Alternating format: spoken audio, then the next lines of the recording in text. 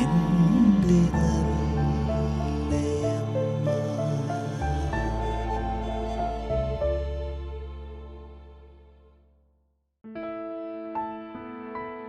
തൃശൂർ ഒല്ലൂർ സ്വദേശിനിയായ retired biology അധ്യാപിക Beena Augustine തൻ്റെ ജീവിതത്തിൽ പരിശുദ്ധ അമ്മ ഇടപെട്ട അനുഭവങ്ങൾ പങ്കുവെക്കുകയാണ്. തങ്ങൾക്കുണ്ടായ 3 മക്കളിൽ 2 ആൺമക്കളെയും സന്യാസ പൗരോഹിത്യത്തിലൂടെ ദൈവത്തിന് സമർപ്പിക്കാൻ ഈ ദമ്പതികൾക്കായി. പരിശുദ്ധ അമ്മയുടെ ശക്തമായ മാധ്യസ്ഥം ഇവരുടെ ജീവിതത്തിൽ നമുക്ക് കാണാൻ സാധിക്കും. ഓർമ്മ വെച്ച നാൾ മുതൽ മാതാപിതാക്കളിൽ നിന്ന് ലഭിച്ച ചിട്ടയായ വിശ്വാസ പരിശീലനവും ആധ്യാത്മിക ശീലങ്ങളും ദൈവവിശ്വാസത്തിലും മാതൃഭക്തിയിലും വളരാൻ ടീച്ചറെ സഹായിച്ചു. തൻ്റെ കുഞ്ഞുനാളിൽ പരിശുദ്ധ കന്യകാമാതാവിൻ്റെ മാധ്യസ്ഥതയിൽ ലഭിച്ച അമ്മയുടെ രോഗസൗഖ്യം ഈ വിശ്വാസം ഊട്ടിയുറപ്പിച്ചു. പരിശുദ്ധ അമ്മ എൻ്റെ നല്ല അമ്മയായിട്ട് എനിക്ക് കിട്ടിയത് എൻ്റെ ഓർമ്മ വെച്ച നാൾ മുതൽ എൻ്റെ അമ്മാമ്മയും എൻ്റെ അമ്മച്ചിയെല്ലാം എന്നെ ശീലിപ്പിച്ച സ്വഭാവങ്ങളിൽ നിന്നാണ്. എൻ്റെ അമ്മയെ എൻ്റെ ആശ്രയമേ എന്നുള്ള സുഹൃത് ജപം ഏതൊരു സമയത്തും ഉരുവിടാൻ എന്നെ ശീലിപ്പിച്ചിരുന്നു. പരിശുദ്ധ അമ്മയോടുള്ള ആദരവും എപ്പോഴും സ്വർഗം ലഭിക്കാൻ മാതാവ് നമ്മെ സഹായിക്കുന്നതാണ് വെന്തിങ്ങയും മാതാവിൻ്റെ അത്ഭുതം കാശിരൂപവും ധരിക്കുന്നത് എന്നുള്ള ശീലവും ചെറുപ്പം മുതൽ ശീലിച്ചത് ഇന്നും തുടർന്നുകൊണ്ടിരിക്കുന്നു. മാതാവിനോടുള്ള പ്രത്യേകമായ ഭക്തി ഞങ്ങളുടെ കുടുംബങ്ങളിൽ തന്നെ കുഞ്ഞുങ്ങളായിരിക്കുമ്പോൾ മുതൽ മുഴുവൻ സമയവും മുട്ടുകുത്തി ചൊല്ലണമെന്നും 5-ാമത്തെ രഹസ്യം കൈവിരിച്ച് പിടിച്ച് തന്നെ ചൊല്ലണമെന്നുള്ളത് വളരെ നിർബന്ധമുള്ള കാര്യമായിരുന്നു. ശനിയാഴ്ചയിലെ നിത്യസഹായ മാതാവിൻ്റെ നൊവേനയിൽ പങ്കെടുക്കുന്നതും ശനിയാഴ്ചകളിൽ നോമ്പ് നോൽക്കുന്നതും ഇതെല്ലാം മാതാപിതാക്കൾ ചെയ്യുന്നത് കണ്ട് ഞാനും ചെറുപ്പം മുതൽ ശീലിച്ചിരുന്നു. ഏതൊരാവശ്യത്തിനും നമ്മെ സഹായിക്കുന്ന മാതാവിനോട് എത്രയും ദയുള്ള മാതാവേ എന്നുള്ള ജപം കൈവിരിച്ചു പിടിച്ച് ചെല്ലാൻ ഞങ്ങളെല്ലാവരെയും ശീലിപ്പിച്ചിരുന്നു. അത് ഇന്നും തുടരുന്നു. ഏതൊരാവശ്യത്തിലും തുടരെ ഇത് ചൊല്ലിക്കൊണ്ടിരിക്കുമ്പോൾ ഒരു കാര്യവും മുടക്കം കൂടാതെ വളരെ മനോഹരമായി തന്നെ അത് ശരിയായി ലഭിക്കുന്നു എന്നുള്ളത് എനിക്ക് വളരെ സന്തോഷത്തോടെ പറയാനുള്ളൊരു കാര്യമാണ്. മരിയൻ സൊഡാലിറ്റി എന്നുള്ള ആ സംഘടനയിൽ കുർബാന സ്വീകരണം കഴിഞ്ഞ ഉടനെ അതിൽ ചേരുന്നതിനും അതിലെ പ്രതിഷ്ഠയെല്ലാം മുടക്കം കൂടാതെ ചൊല്ലണം എന്നുള്ള ശീലവും എനിക്ക് വീട്ടിൽ നിന്ന് തന്നെ ലഭിച്ചിട്ടുള്ളതാണ്. ഇതെല്ലാം ഇന്നും തുടർന്നുകൊണ്ട് തന്നെ പോകുന്നു. അതിൻ്റെ എല്ലാത്തിൻ്റെയും അമ്മയുടെ ആ മധ്യസ്ഥ ശക്തിയാൽ എൻ്റെ എല്ലാ കാര്യങ്ങളിലും അമ്മ ഓടിയെത്തി വിചാരിക്കുന്നതിനേക്കാൾ മനോഹരമായിട്ട് എല്ലാ കാര്യങ്ങളും ഈ സമയം വരെയും ഭംഗിയായി നിവർത്തിക്കൊണ്ടിരിക്കുന്നു. എനിക്ക് 6-8 വയസ്സുള്ള സമയത്താണ് എൻ്റെ അമ്മച്ചിക്ക് എന്തോ കാര്യമായൊരു അസുഖം ഉണ്ടായിട്ട് അമ്മച്ചീനെ തിരുവനന്തപുരം മെഡിക്കൽ കോളേജിലേക്ക് കൊണ്ടുപോവാണ്. എല്ലാവരും വളരെ സങ്കടത്തിലാണ്. എനിക്ക് രോഗത്തിൻ്റെ എത്ര തീവ്രതയൊന്നും അറിയില്ല, മനസ്സിലാക്കാനുള്ള പ്രായമായിട്ടില്ലെങ്കിലും എന്തോ കാര്യമുണ്ട് എന്നറിയാം. അപ്പോൾ അമ്മാമ്മ എന്നോട് പറഞ്ഞു, നീ മോള് മാതാവിനോട് പ്രാർത്ഥിക്കണം എന്ന് പറഞ്ഞു. അപ്പോൾ ഞാൻ മാതാവിനോട് ഇടയ്ക്കിടയ്ക്ക് ചെന്ന് പറയും, മാതാവേ എൻ്റെ അമ്മച്ചീനെ സുഖപ്പെടുത്തണേ എന്ന് എത്രേ പറയാനറിയുള്ളൂ. അതുപോലെ എൻ്റെ അമ്മ എൻ്റെ ആശ്രയമേ, നന്മ നിറഞ്ഞ മറിയം, ഈ ഇതുകൾ ഇടയ്ക്കിടയ്ക്ക് മാതാവിൻ്റെ രൂപത്തിൽ നോക്കി ഞാൻ പ്രാർത്ഥിച്ചിരുന്നു. തിരുവനന്തപുരം മെഡിക്കൽ കോളേജിൽ പോയി അല്പം ബുദ്ധിമുട്ടാണെന്നൊക്കെ പറഞ്ഞെങ്കിലും അവിടുത്തെ ചികിത്സകളും ബാക്കിയെല്ലാം കഴിഞ്ഞ് അമ്മച്ചി സുഖമായി തന്നെ തിരിച്ചു വന്നു. ഇപ്പം അമ്മച്ചിക്കൊരു 80 വയസ്സിലധികമായിട്ടുണ്ട്. അന്നുണ്ടായിരുന്ന അസുഖങ്ങളുടെ യാതൊരു ബാക്കി ഭാഗങ്ങളൊന്നും അമ്മച്ചിക്കില്ലാതെ അമ്മച്ചി പൂർണ്ണ ആരോഗ്യവതിയായിട്ട് തന്നെ ഞങ്ങളുടെ മക്കളെ വളർത്താനും എല്ലാ കാര്യങ്ങളും സാധിക്കാനും സാധിച്ചു. അന്ന് 6-8 വയസ്സുള്ള സമയത്ത് എനിക്ക് അമ്മയോട് ഭയങ്കര സ്നേഹം തോന്നി. കാരണം വെച്ചിട്ടുണ്ടെങ്കിൽ അമ്മ പറഞ്ഞതുപോലെ തന്നെ എൻ്റെ അമ്മച്ചീനെ സുഖപ്പെടുത്തിയല്ലോ എന്ന് അന്ന് ഞാൻ ഇങ്ങനെ അമ്മോട് ഭയങ്കര സ്നേഹം പരിശുദ്ധ അമ്മോട് തോന്നിയിരുന്നു. പക്ഷേ ഇന്നാണ് എനിക്ക് മനസ്സിലാവുന്നത് ഇതൊക്കെ മാതാവ് നമുക്ക് വേണ്ടിയിട്ട് പ്രത്യേകം ഈശോയിൽ നിന്ന് വാങ്ങിത്തരുന്ന പ്രത്യേകമായിട്ടുള്ള മാധ്യസ്ഥം അപേക്ഷിച്ച് പരിശുദ്ധ അമ്മ നമുക്ക് വാങ്ങിത്തരുന്ന അമ്മയുടെ കരുണയാണ് നമ്മളെ വളർത്തുന്നതെന്നൊക്കെ ഇപ്പോഴാണ് എനിക്ക് മനസ്സിലാകുന്നത്. പഠനകാര്യങ്ങളിൽ മാതാവിൻ്റെ സഹായം എപ്പോഴും കൂടെ ഉണ്ടായിരുന്നെങ്കിലും പഠനവുമായി ബന്ധപ്പെട്ട ഒരു പ്രതിസന്ധിയിൽ മാതാവിൻ്റെ മാധ്യസ്ഥം അത്ഭുതമായി കടന്നു വന്നത് തൻ്റെ വിശ്വാസ ജീവിതത്തിൽ മാതൃഭക്തിയെ കൂടുതൽ ആഴപ്പെടുത്തുന്ന അനുഭവമായിരുന്നു എന്ന് ടീച്ചർ പങ്കുവയ്ക്കുന്നു. മാതാവിനോട് പ്രാർത്ഥിച്ചാണെന്ന് എന്നെ എൻ്റെ പഠനത്തിൻ്റെ മേഖലയിലെല്ലാം മാതാവ് എന്നും അനുഗ്രഹിച്ചുകൊണ്ടിരുന്നു. 10ാം ക്ലാസ് പരീക്ഷയിൽ നല്ല മാർക്കോടെ വിജയിക്കാനും എന്നെ അനുഗ്രഹിച്ചു. സർട്ടിഫിക്കറ്റ് കിട്ടിയപ്പോൾ എൻ്റെ ഡേറ്റ് ഓഫ് ബർത്ത് 1954 ആണ്. പക്ഷേ 1956 എന്ന് കണ്ടു. എനിക്ക് സന്തോഷമായി, 2 വയസ്സ് കുറഞ്ഞു കിട്ടിയല്ലോ എന്ന്. വീട്ടിൽ ചെന്ന് കാണിച്ചപ്പോൾ എല്ലാവരും പറഞ്ഞു അഡ്മിഷൻ്റെ കാര്യത്തിൽ എന്ത് ഉണ്ടാകും എന്ന് അന്വേഷിച്ചപ്പോൾ 14 വയസ്സ് തികയാതെ പ്രീ ഡിഗ്രി അഡ്മിഷൻ കിട്ടില്ല എന്ന് പറഞ്ഞു. എങ്കിലും ഇത്രയും നല്ല മാർക്കുള്ളത് കൊണ്ട് എന്നെ സെൻറ്റ് സേവിയേഴ്സ് കോളേജിൽ അഡ്മിറ്റ് ചെയ്തു. യൂണിവേഴ്സിറ്റിയിലേക്ക് അപേക്ഷ കൊടുക്കുമ്പോഴേക്കും വയസ്സ് തിരുത്തി കൊണ്ടുവരണമെന്ന് പറഞ്ഞു. വയസ്സ് തിരുത്താനുള്ള പല ശ്രമങ്ങളും നടത്തി. മാമോദീസയിൽ എൻ്റെ പേര് മറിയം എന്നാണ്. അന്ന് മാമോദീസ കൊടുത്ത ഡേറ്റാണ് അതിൽ കിടക്കുന്നത്. പഞ്ചായത്തിൽ അന്വേഷിച്ചപ്പോൾ എൻ്റെ പേര് ബീന എന്നാണ്. അവിടുത്തെ ഡേറ്റ് ഓഫ് ബർത്ത് ബീന എന്ന് വരുമ്പോൾ ആ ഡേറ്റ് ഓഫ് ബർത്ത് ശരിയാകില്ല. അപ്പോൾ രണ്ടും കൂടെ ഒരുമിച്ച് ശരിയാകാത്ത കൊണ്ടും അന്നൊക്കെ വയസ്സൊക്കെ തിരുത്തി കിട്ടുന്നത് വളരെ ബുദ്ധിമുട്ടുള്ള കാര്യമായിരുന്നു. അപ്പോൾ അഡ്മിഷൻ തരുമ്പോൾ തന്നെ സിസ്റ്റർ പറഞ്ഞിരുന്നു സമയത്തിനുള്ളിൽ അത് ശരിയാക്കിയില്ലെങ്കിൽ പഠനം ഡിസ്കണ്ടിന്യൂ ചെയ്യണമെന്ന്. അപ്പോൾ 2 വർഷം പഠിക്കാതിരുന്നു കഴിഞ്ഞാൽ പിന്നെ അതോടുകൂടിയിട്ട് എൻ്റെ ഭാവി പോകുമെന്ന് വീട്ടിലുള്ളവർ ആവലാതിപ്പെടുന്നത് കണ്ടപ്പോൾ ഞാൻ മാതാവിനോട് പ്രാർത്ഥിച്ചു, മാതാവേ എന്നെ സഹായിക്കണേ, എനിക്ക് പഠിക്കാനുള്ള അനുഗ്രഹം, പഠിക്കാനുള്ള സഹായം ചെയ്തു തരണമെന്ന് ഞാൻ പ്രാർത്ഥിച്ചുകൊണ്ടിരുന്നു. എനിക്ക് തോന്നുന്നു എന്തോ സെപ്റ്റംബർ ഒക്ടോബർ ആയപ്പോൾ പ്രിൻസിപ്പൾ എന്നെ വിളിച്ചിട്ട് പറഞ്ഞു ഇതുവരെയും വയസ്സ് ശരിയാക്കി കൊണ്ടുവരാത്തതുകൊണ്ട് ഇനി ഡിസ്കണ്ടിന്യൂ ചെയ്യണം, വേറെ ആൾക്ക് ആ സീറ്റ് കൊടുക്കണം എന്ന്. ഞാൻ വീട്ടിലേക്ക് അറിയിച്ചു. ഈ സമയങ്ങളിലെല്ലാം വളരെയധികം ശ്രമങ്ങൾ നടന്നുകൊണ്ടിരുന്നു. പല ഘട്ടങ്ങളിലായിട്ട് വീട്ടിൽ എൻ്റെ ഇളയ അങ്കിളാണ് അതിനുവേണ്ടി ശ്രമിച്ചുകൊണ്ടിരുന്നത്.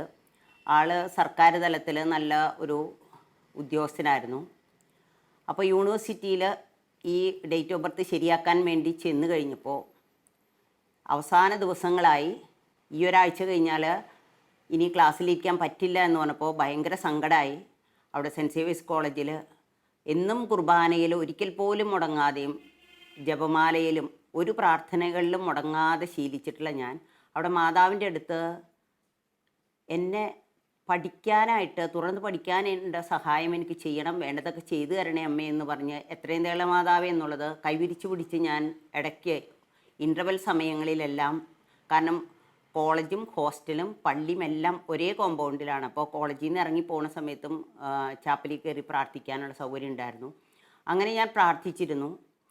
അങ്ങനെ വേറൊരു കുട്ടിക്ക് അഡ്മിഷൻ കൊടുക്കാൻ കോളേജ് അധികാരികൾ എല്ലാ പേരും ശരിയാക്കിക്കൊണ്ടിരിക്കുന്ന ആ ദിവസമാണ് അങ്കിളിത് ശരിയാക്കി കൊണ്ടുവരുന്നത്. ഞാൻ ഓരോ ഇൻ്റർവെല്ലിനും പുറത്തേക്ക് ഇറങ്ങുമ്പോഴെല്ലാം എത്രയും തേള മാതാവേ എന്നുള്ള ആ ജപം ഞാൻ പ്രാർത്ഥിച്ചിരുന്നു. അമ്മ എന്നെ സഹായിച്ചു, എൻ്റെ പഠനത്തിൽ എനിക്ക് കണ്ടിന്യൂ ചെയ്യാൻ സാധിച്ചു. അങ്ങനെ 1 വർഷം പോലും നഷ്ടപ്പെടാതെ എന്നെ അവിടെ തുടർന്ന് പഠിക്കാനുള്ള കാര്യങ്ങൾ ചെയ്തു തന്ന പരിശുദ്ധ അമ്മയോട് എനിക്ക് വളരെയധികം സ്നേഹവും ബഹുമാനവും, അമ്മ എൻ്റെ എല്ലാ കാര്യവും ഭംഗിയായിട്ട് നടത്തും എന്നുള്ള ഒരു അഹംഭാവം തന്നെയായിരുന്നു എനിക്ക് അപ്പോഴുണ്ടായത്. പാപികളുടെ സങ്കേതമായ പരിശുദ്ധ അമ്മയുടെ അടുക്കൽ അഭയം തേടുന്നവരെ അമ്മ ഒരു കാലത്തും കൈവിടില്ല എന്ന് തൻ്റെ ജീവിതാനുഭവങ്ങളിലൂടെ മനസ്സിലാക്കിയ ബീന ടീച്ചർക്ക് തൻ്റെ മക്കളോടും പറഞ്ഞുകൊടുക്കുവാനുണ്ടായിരുന്നത് മറ്റൊന്നല്ല. മാതാവിലുള്ള ആശ്രയം തലമുറകളിലൂടെ കൈമാറുന്ന വിശ്വാസാനുഭവമായി മാറുന്ന സംഭവങ്ങൾ ടീച്ചർ പങ്കുവെക്കുന്നു. മെയ് മാസ വണക്കമാസത്തിൽ ജപം ചൊല്ലിക്കഴിയുമ്പോൾ ചൊല്ലുന്നൊരു സുഹൃത ജപമുണ്ട്. ജന്മഭാവമില്ലാതെ ഉത്ഭവിച്ച പരിശുദ്ധ മറിയമേ, പാപികളുടെ സങ്കേതമേ, ഇതാ നിന്റെ സങ്കേതത്തിൽ ഞങ്ങൾ ഓടി വന്നിരിക്കുന്നു. ഞങ്ങളുടെ മേൽ അലിവാർന്ന് ഞങ്ങൾക്ക് വേണ്ടി നിന്റെ തിരുക്കുമാരനോട് പ്രാർത്ഥിക്കണമേ. വളരെ ശക്തിയേറിയ മധ്യസ്ഥം ആണ് ഈ പ്രാർത്ഥനയിലൂടെ എനിക്ക് ലഭിച്ചിട്ടുള്ളത്. എൻ്റെ 3 പ്രസവ സമയത്തും പ്രസവത്തിന് കാലം അടുക്കുമ്പോൾ ഈ സുഹൃദേവം ആവർത്തിച്ച് ചൊല്ലാനും ഒരു തിരിശേഷിപ്പും ക്ലാരിസ്റ്റ് മിണ്ടാമടത്തിൽ നിന്ന് നിർദ്ദേശിച്ചതനുസരിച്ച് ഞാൻ ചെയ്യുമായിരുന്നു. യാതൊരു വേദന പോലും ഇല്ലാത്ത സുഖപ്രസവമാണ് എനിക്ക് ലഭിച്ചിട്ടുള്ളത്. എൻ്റെ മകളുടെ പ്രസവ സമയം എടുത്തപ്പോൾ 8 മാസമായിട്ടും കുഞ്ഞ് ബ്രീച്ച് പൊസിഷൻ, അതായത് അമ്മയോട് ചേർന്ന് തല മുകളിലേക്കായിട്ട് തന്നെ ഇരിക്കുന്ന ഒരു പൊസിഷനാണ്. ഫ്ലൂയിഡ് കുറവ്, അതുകൊണ്ട് കുട്ടിക്ക് മൂവ്മെൻറ്റ്സ് കുറഞ്ഞിരിക്കും. കുട്ടി തല തിരിഞ്ഞു വരാനായിട്ട് ബുദ്ധിമുട്ടായിരിക്കും. അടുത്തടുത്ത് നടത്തിയ സ്കാനിങ്ങിലൊന്നും കുഞ്ഞ് ആ പൊസിഷനിൽ നിന്നും ഒട്ടും തന്നെ നീങ്ങാത്തൊരവസ്ഥയായിരുന്നു. അപ്പം അതുകൊണ്ട് വളരെയധികം മനസ്സിൽ വേദനിച്ചു. മകളെക്കൊണ്ടും ഈ സുഹൃദേവം ഞാൻ ചൊല്ലിച്ചിരുന്നു, ഞാനും ചൊല്ലിക്കൊണ്ടിരുന്നു. ഞാൻ ഇടപെടാതെ ഈ സുഹൃദേവം ചൊല്ലിക്കൊണ്ടിരുന്നു അവൾക്ക് വേണ്ടിയിട്ട്. പ്രസവത്തിന് വേദന തുടങ്ങി. രാവിലെ 5:30 ഹോസ്പിറ്റലിൽ പോയി 6 മണിക്ക് ലേബർ റൂമിൽ കയറി. പ്രസവത്തിന് വേണ്ടിയുള്ള ആ പെയിനാണെന്നൊക്കെ ഡോക്ടർ പറഞ്ഞു. പക്ഷേ കുട്ടി അതേ പൊസിഷനിൽ തന്നെയാണ് ഇരിക്കുന്നത്. ഡോക്ടർ ഒരു പ്രോ ലൈഫിൽ എല്ലാം വർക്ക് ചെയ്യുന്ന ഡോക്ടർ ഫിൻറ്റോ ആണ്. അതുകൊണ്ട് വളരെയധികം സഹകരിക്കും. നോർമൽ ഡെലിവറിക്ക് വേണ്ടിയിട്ട് ഡോക്ടർ എത്ര വേണമെങ്കിലും വെയിറ്റ് ചെയ്യും. അപ്പോൾ മോളോട് പറഞ്ഞിട്ടുണ്ടായിരുന്നു, കൊന്ത പിടിച്ച് നീ പ്രാർത്ഥിച്ചോ, ഉടൻ തന്നെ വേണം എന്ന് വാശി പിടിക്കണ്ടെന്ന്. അങ്ങനെ മകളെ ലേബർ റൂമിൽ കയറ്റി. ഞാൻ ആ സമയം മുതൽ ലേബർ റൂമിന് പുറത്തിരുന്ന് ജപമാലയും ഈ സുഹൃത ജപവും ഉരുവിട്ടുകൊണ്ടിരുന്നു. ആരൊക്കെ എന്തൊക്കെ പറഞ്ഞാലും ഞാൻ തിരിച്ച് ഒരു വാക്കും പറഞ്ഞിരുന്നില്ല. അവളുടെ ഹസ്ബൻഡിൻ്റെ വീട്ടിലെ ആൾക്കാർ വന്നപ്പോൾ പറഞ്ഞു, ഇത്രയധികം സമയം കുഞ്ഞിനെ പുറത്തേക്ക് വരാൻ അനുവദിക്കാതിരുന്നാൽ അത് കുട്ടിക്ക് പല ദോഷം ചെയ്യും, അത് ബ്രെയിനെ ബാധിക്കും, ഹാർട്ടിനെ ബാധിക്കും, അതുകൊണ്ട് എത്രയും വേഗം ഓപ്പറേഷൻ ചെയ്യണമെന്നുള്ള രീതിയിൽ അവർ പരസ്പരം പറഞ്ഞ് ഞങ്ങളുടെ അടുത്തേക്ക് ഇങ്ങനെ പറയുമ്പോഴെല്ലാം പരിശുദ്ധ അമ്മയുടെ മധ്യസ്ഥതയിൽ അത്ഭുതം തന്നെ നടക്കണമെന്നുള്ള ഒരു പിടിവാശി എൻ്റെ മനസ്സിലുണ്ടായിരുന്നു. ആരോടും ഞാൻ പറഞ്ഞില്ല. ഞാൻ ഈ സുഹൃത ജപത്തിലും ജപമാലയിലും തന്നെ മുറുകെ പിടിച്ചുകൊണ്ട് ഒരക്ഷരം പോലും മിണ്ടാതെ ഞാൻ ഇരുന്നു. ഇടയ്ക്കിടയ്ക്ക് വന്ന് അവരുടെ അപ്പച്ചനും അമ്മയും അനിലും വന്ന് പറയും എന്തായി എന്നുള്ളത്. അപ്പോൾ ഡോക്ടർ പറയും കുറച്ച് നേരം കൂടെ വെയിറ്റ് ചെയ്യാം എന്നിങ്ങനെ. രാവിലെ 6 മണി മുതൽ വൈകിട്ട് 6 മണി വരെ ആകാറായപ്പോൾ അനിൽ ചോദിച്ചു, ഓപ്പറേഷൻ ചെയ്തുകൂടെ ഡോക്ടറെ എന്ന് ചോദിച്ചപ്പോൾ ഡോക്ടർ പറഞ്ഞു, അൽമയ്ക്ക് നോർമലാകാനാണ് ഇഷ്ടം. പക്ഷേ തിരിച്ചൊന്ന് ഉപദേശിക്കാൻ ഇവർക്ക് ആർക്കും അൽമയെ കാണാൻ കിട്ടിയില്ല. കാരണം അവൾ ലേബർ റൂമിൽ തന്നെയായിരുന്നു. ലേബർ റൂമിലിരുന്ന സിസ്റ്റേഴ്സും ഇവളോടൊപ്പം കൊന്ത ചൊല്ലി തന്നെ വെയിറ്റ് ചെയ്തുകൊണ്ടിരുന്നു. ഡോക്ടർ 6 മണിയായപ്പോൾ പറഞ്ഞു, ആൻറ്റി ഞാനിനി 8 മണി വരെ വെയിറ്റ് ചെയ്യുള്ളൂ, ഇനി അതിൽ കൂടുതൽ വെയിറ്റ് ചെയ്യുന്നത് നല്ലതല്ല, ആദ്യത്തെ ഡെലിവറി അല്ലേ, ഒരുപക്ഷെ സാധിച്ചില്ല, കാരണം മൂവ്മെൻറ്റ്സ് ഒന്നും, കുട്ടി അതേ പൊസിഷനിൽ തന്നെ ഇരിക്കുകയാണ്, നമുക്ക് 8 മണിയാവുമ്പോൾ നമുക്ക് സിസേറിയനെ ഒരുക്കാമെന്ന് പറഞ്ഞു. പക്ഷേ അത്ഭുതം അവിടെ നടന്നു. 7 മണിക്ക് എൻ്റെ 3 പ്രസവം എടുത്ത വയസ്സായ സിസ്റ്റർ ഡോക്ടർ വന്നിട്ട് പറയാണ്, മോളെ മകൾ പ്രസവിച്ചു, ഒരാൺകുട്ടി, അതും ബ്രീച്ച് പൊസിഷൻ, അതായത് തല മുകളിലേക്ക് ആക്കിയിട്ട് തന്നെ കുഞ്ഞ് പുറത്തേക്ക് വന്നത്. ഒരു അവയവങ്ങൾക്ക് ഒരു കേടുമില്ല, വളരെ സുരക്ഷിതമായിട്ടുള്ള പ്രസവം തന്നെയായിരുന്നു അത്. അങ്ങനെ നോർമൽ ഡെലിവറിയിൽ ബ്രീച്ച് പൊസിഷനിൽ നോർമൽ ഡെലിവറി നടക്കുക എന്ന് പറഞ്ഞാൽ അതും ആദ്യത്തെ പ്രസവത്തിൽ നടക്കുന്നത് വളരെ ചുരുക്കമേ ഉണ്ടാവുള്ളൂ. അതുകൊണ്ട് ഡോക്ടർക്കും ഹോസ്പിറ്റലിനും തന്നെ അതൊരു വലിയ ബഹുമതിയായിട്ട് തന്നെയാണ് അവർ അതിനെ കണക്കാക്കിയത്. പിന്നെ ബ്രീച്ച് ബേബി എന്ന് തന്നെയായിരുന്നു ഹോസ്പിറ്റലിൽ നിന്ന് പോരുന്നവരെ കുഞ്ഞിനെ എല്ലാവരും പറഞ്ഞിരുന്നത്. പക്ഷെ കുഞ്ഞിന് വളരെ ആരോഗ്യവാനായിരുന്നു. തീർച്ചയായിട്ടും ഇത് അവർക്കും കുറച്ച് വിശ്വാസം വർദ്ധിപ്പിക്കാൻ, ചുറ്റുപാടുമുള്ള എല്ലാവർക്കും അതൊരു വിശ്വാസം വർദ്ധിപ്പിക്കാനായിട്ടുള്ള ഒരു വലിയൊരു അടയാളം തന്നെയാണ് പരിശുദ്ധ അമ്മ വഴി ഞങ്ങൾക്ക് കാണിച്ചു തന്നത്. പരിശുദ്ധ അമ്മയെ സ്വന്തം അമ്മയായി സ്വീകരിക്കുന്നവരുടെ ജീവിതത്തിലെ നിർണായകമായ ഘട്ടങ്ങളിൽ അമ്മ അത്ഭുതങ്ങൾ പ്രവർത്തിക്കുന്ന സംഭവങ്ങൾ ടീച്ചറുടെ ജീവിതത്തിൽ നോക്കിയാൽ നമുക്ക് കാണാൻ സാധിക്കും. തൻ്റെ ഭർത്താവിൻ്റെ രോഗാവസ്ഥയിൽ പരിശുദ്ധ അമ്മ ഇടപെട്ടതിൻ്റെ അനുഭവങ്ങൾ ടീച്ചർ പങ്കുവയ്ക്കുമ്പോൾ അമ്മയുടെ ഈ സ്നേഹം നമുക്ക് കൂടുതൽ മനസ്സിലാകും. പ്രത്യേകമായ രോഗങ്ങളൊന്നുമില്ലാതെ പൂർണ്ണ ആരോഗ്യവാനായി നടന്ന ഹസ്ബൻഡിന് ശ്വാസം തടസ്സം അനുഭവപ്പെട്ടതിൻ്റെ പേരിൽ ഡോക്ടറെ കാണുകയും അത് ഹൃദയ സംബന്ധമായ ചില തകരാറുകളാണെന്ന് കണ്ടുപിടിച്ച് അതിന് ആൻജിയോഗ്രാം ചെയ്യുകയും മറ്റ് ടെസ്റ്റുകളെല്ലാം ചെയ്തപ്പോൾ ഹൃദയത്തിന് മാരകമായ പല തകരാറുകളുമുണ്ട്. ഹൃദയത്തിൻ്റെ പ്രധാന 2 ധമനികൾ അയോർട്ടയും കൊറോണറി ആർട്ടറിയിലും വാൾവ് 2ഉം ലീക്കാണ്. പക്ഷേ വാൾവ് റീപ്ലേസ്മെൻറ്റിനേക്കാൾ അധികം അതിന് ചുറ്റുമുള്ള കാൽസ്യം ഡെപ്പോസിറ്റ് ഡോക്ടർക്ക് അധിക സമയം പണി ചെയ്യേണ്ടതായിട്ട് വരും. അതുകൊണ്ട് തന്നെ ആ റീപ്ലേസ്മെൻറ്റ് വളരെ ബുദ്ധിമുട്ടുള്ള കാര്യമായിട്ട് പറഞ്ഞിരുന്നു.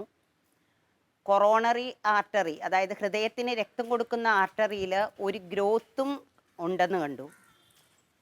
ഇതെല്ലാം എടുത്ത് ശസ്ത്രക്രിയ നടത്തണമെങ്കിൽ 10-12 മണിക്കൂറിലധികം ആവശ്യമുണ്ട്. അത്രയും സൂക്ഷ്മതയോടെ ചെയ്യേണ്ട ഒരു ശസ്ത്രക്രിയയാണെന്ന് പറഞ്ഞു. ആദ്യമൊന്നും ഈ ഓപ്പറേഷനെ കുറിച്ച് ഹസ്ബൻഡിന് അത്ര വിഷമമൊന്നും തോന്നിയില്ല. നിസാരമായ കാര്യമാണെന്നുള്ള രീതിയിൽ ആൾ അതിനെടുത്തത്. പക്ഷേ മറ്റു പല സ്ഥലത്തുള്ള ഡോക്ടേഴ്സിൻ്റെ റിപ്പോർട്ടുകളും അവരുടെ നിർദ്ദേശങ്ങളെല്ലാം കേട്ട് കഴിഞ്ഞപ്പോഴാണ് ഇതല്പം സീരിയസ് ആണെന്ന് ആൾക്ക് തോന്നിയത്. പക്ഷേ ഞാനൊരു ബയോളജി ടീച്ചറാണെന്നുള്ളതുകൊണ്ട് ഈ പറഞ്ഞ സ്ഥാനങ്ങളെല്ലാം വളരെ പ്രധാനപ്പെട്ടതാണ്. ഹൃദയത്തിൽ നിന്ന് പോകുന്ന ഏറ്റവും വലിയ മഹാധമനിയിലും കൊറോണറി ആർട്ടറിയിലൊക്കെ ഉള്ള ഈ കേടുപാടുകൾ തീർക്കുക എന്നുള്ളത് വളരെ റിസ്ക്കുള്ള കാര്യമാണ് എന്നുള്ളതുകൊണ്ട് എൻ്റെ മനസ്സിൽ വളരെ ഭീതി ഉണ്ടായിരുന്നു. പലയിടത്തും അമേരിക്കയിലേക്കും മറ്റും ഇതിൻ്റെ ടെസ്റ്റുകളുടെ റിസൾട്ടുകൾ അയച്ചപ്പോൾ ഉടനെ തന്നെ ഓപ്പറേഷൻ വേണം, ഇല്ലെങ്കിൽ എപ്പോൾ വേണമെങ്കിലും എന്തും സംഭവിക്കാം എന്നുള്ളതാണ് അവിടെ നിന്നെല്ലാം കിട്ടിയ നിർദ്ദേശം.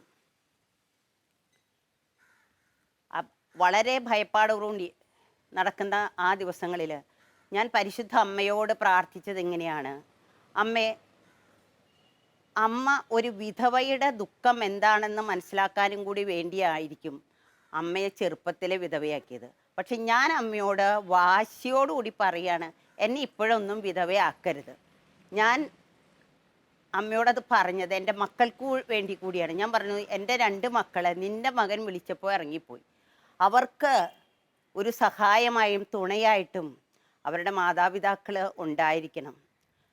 അതുമാത്രമല്ല, അമ്മ എൻ്റെ അപേക്ഷ നിരസിച്ചാൽ തീർച്ചയായിട്ടും മറ്റുള്ളവരുടെ മുമ്പിൽ അമ്മ എന്നെ തള്ളിപ്പറഞ്ഞു, അമ്മ എൻ്റെ അപേക്ഷ കേട്ടില്ല എന്നവർക്ക് തോന്നും. അതുകൊണ്ട് ഞാൻ രഹസ്യമായിട്ട് അമ്മയോട് എപ്പോഴും ഞാൻ പ്രാർത്ഥിച്ചുകൊണ്ടിരുന്നു, അമ്മയെ എന്നെ കൈവെടിയരുത്, ഈ ഓപ്പറേഷനിൽ വലിയൊരു അത്ഭുതം നീ കാണിച്ചു തരണം, ഇല്ലെങ്കിൽ ഞങ്ങളെ മറ്റുള്ളവരുടെ മുമ്പിൽ പരിഹാസത്തിന് ഇടവരുത്തും എന്നുള്ള കാര്യം അമ്മയോട് ഞാൻ ഇടയ്ക്കിടയ്ക്ക് ഉണർത്തിച്ചുകൊണ്ടിരുന്നു. വലിയൊരു മഹാസംഭവമായിട്ട് തന്നെ ഓപ്പറേഷന് വേണ്ടിയുള്ള എല്ലാ ഒരുക്കങ്ങളും പൂർത്തിയാക്കി.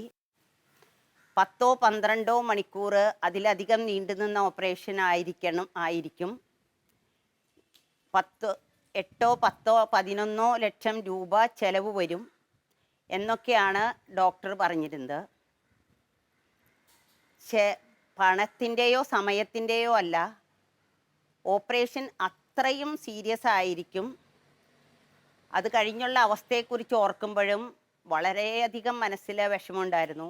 അതുകൊണ്ട് അമ്മയോട് ഓരോ സമയവും മുട്ടിപ്പായിട്ട് പ്രാർത്ഥിച്ചു. അമ്മയല്ലാതെ വേറൊരു സഹായമില്ല എന്നുള്ള അർത്ഥത്തിൽ എപ്പോഴും തന്നെ പ്രാർത്ഥിച്ചുകൊണ്ടിരുന്നു. പരിശുദ്ധ അമ്മയുടെ പ്രത്യേകമായ ഒരു സുഗർദ്ധ ജപമുണ്ട്, പരിശുദ്ധ അമ്മയെ, തമ്പുരാൻ്റെ അമ്മയെ, പാപിയായ എൻ്റെ ഹസ്ബൻഡിന് പൂർണ്ണ സൗഖ്യം നൽകി രക്ഷപ്പെടാൻ കാനായിലെ പോലെ അങ്ങേ പുത്രനോട് മധ്യസ്ഥം അപേക്ഷിക്കണമേ. അമ്മ ഈ ലോകത്തിൽ ജീവിച്ച 63 വർഷങ്ങളെ ഓർത്തുകൊണ്ട് 63 പ്രാവശ്യം ഈ സുഹൃത ജപം ചെല്ലണമെന്ന് ഒരു സിസ്റ്റർ എനിക്ക് പറഞ്ഞു തന്നാണ്. ആരാണെന്ന് ഞാൻ ഓർക്കുന്നില്ല. പക്ഷെ ഞാൻ ഈ സുഹൃത ജപം പറഞ്ഞു കൊടുത്തിട്ട് അത് ആവർത്തിച്ച് ചൊല്ലിയ പലർക്കും വലിയ അത്ഭുതങ്ങൾ തന്നെ കിട്ടിയതായിട്ട് പറഞ്ഞിട്ടുണ്ട്. എൻ്റെ ജീവിതത്തിലും ഞാൻ ഇതൊക്കെ അപേക്ഷിക്കുന്നു. ഈ ഒരാഴ്ചയിൽ തന്നെ എനിക്ക് പല കാര്യങ്ങളും അത്ഭുതങ്ങളുടെ പരമ്പരയാണ് നടന്നത്. ഞാൻ ഇതേ രീതിയിൽ തന്നെ ഞാനവിടെ കൈപിരിച്ച് പിടിച്ച് 63 പ്രാവശ്യം ഞാനിത് ചൊല്ലി. ഇടയ്ക്ക് ജപമാല ചൊല്ലും. കൃത്യമായി ഒന്നിലും കോൺസെൻട്രേറ്റ് ചെയ്യാൻ പറ്റില്ല. പിന്നെ ഇടയ്ക്ക് ഞാൻ ഈശോയെ രക്ഷിക്കാമെന്ന് പ്രാർത്ഥിച്ചുകൊണ്ടിരിക്കും. 12 മണിയായപ്പോൾ എൻ്റെ നാത്തൂൻ വന്ന് എന്നോട് പറഞ്ഞു, ചേച്ചി ഡോക്ടർ ഹൃദയം തുറന്നു, ഒന്നും ചെയ്യുന്നില്ല, ഓപ്പറേഷന് കൃത്യമായിട്ടൊന്നും ചെയ്യണ്ടെന്ന് പറഞ്ഞു. അപ്പോൾ എനിക്ക് ഭയമായി. ഇനി എല്ലാം തകരാറിലായ അവസ്ഥയാണോ, തുറന്നാലേ കാര്യം പറയാൻ പറ്റുള്ളൂ എന്ന് ഡോക്ടർ പറഞ്ഞിരുന്നു.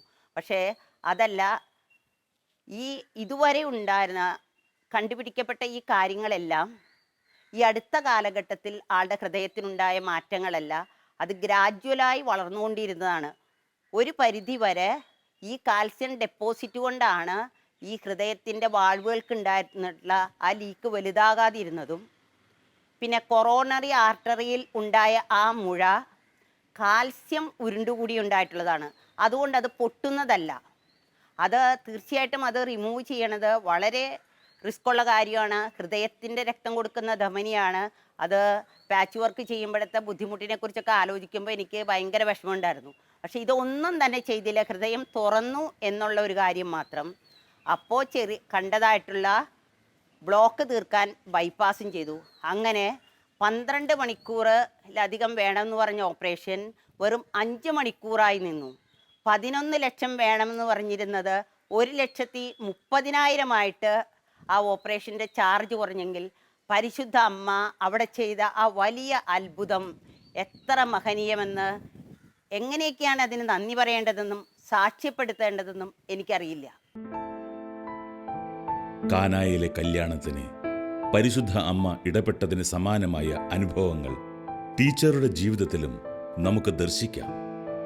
തങ്ങളുടെ 2 മക്കളുടെയും പൗരോഹിത്യ സ്വീകരണ ദിനത്തിൽ അമ്മ നടത്തിയ അത്ഭുതകരമായ ഇടപെടലിന്റെ ഓർമ്മയിലാണ് ടീച്ചർ. 2015 നവംബർ 10 ഈ ദേവാലയ അങ്കണം ജനസമുദ്രമായി മാറിയ ഒരു ദിവസമാണ്. അന്ന് ഞങ്ങളുടെ 2 മക്കളുടെയും പൗരോഹിത്യ സ്വീകരണ ദിവസമായിരുന്നു.